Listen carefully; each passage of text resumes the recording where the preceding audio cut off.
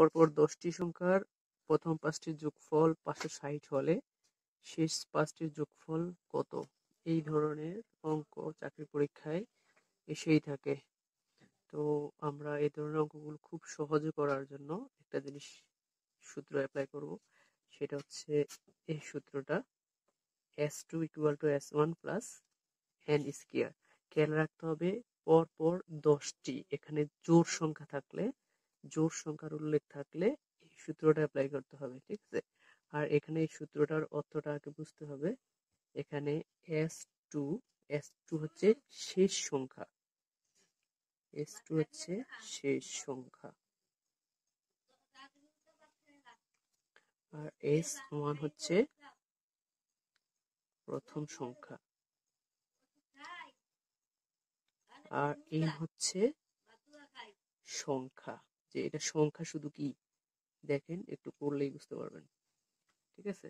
তো আমরা যদি এই সূত্রে যদি অ্যাপ্লাই করি, এখানে দেখেন s2, এখানে এখন আমাকে দেখতে হবে কোন মানটা চাইছে, প্রথম নাকি শেষ।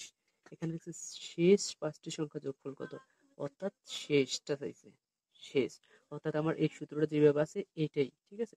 তাহলে শেষ যদি চায় তাহলে হয়তো কত হবে, এখানে s2 = এই সূত্রটাই হবে। সো আমরা কি করব, s2 এর দরকার নেই, সরাসরি মান বসাই দিই s1। তাহলে এটা হচ্ছে কি, যে প্রথম 5টি সংখ্যার যোগফল এত 560, লিখলাম 560 যোগ, এখন n স্কয়ার মানে n বলতে আমি কি বুঝেছিলাম, সংখ্যা। এখানে দেখেন কয়টা সংখ্যা আছে, যে 5টা, কয়টা, 5টা। তাহলে এই n মানে হচ্ছে 5, 5 এর উপরে স্কয়ার আছে, 5 5 কত হয়, 25 হয়। হ্যাঁ, যোগ করলে কত হয়, 5 2 6 8, তারপরে কত, 5।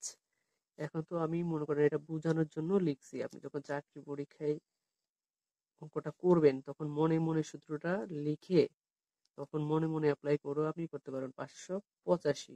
এখন দেখেন এখানে 585 আসছে কিনা, আছে। তাহলে আমাদের সঠিক অ্যান্সার হচ্ছে কত, 585। এটা হচ্ছে কি, এই যে পরপর 10টি জোড় সংখ্যার বেলায়, ঠিক আছে? 10টি জোড় সংখ্যা, 10টি মানে তো জোড় সংখ্যা, ঠিক আছে? আর আমরা নেক্সট ভিডিওতে আমরা মানে বিজোড় সংখ্যাটাও দেখাবো, ঠিক আছে? এখন বিদ্যুৎ চলে গেছে, এই জন্য আর পারলাম না। ঠিক আছে, ভালো থাকেন সবাই।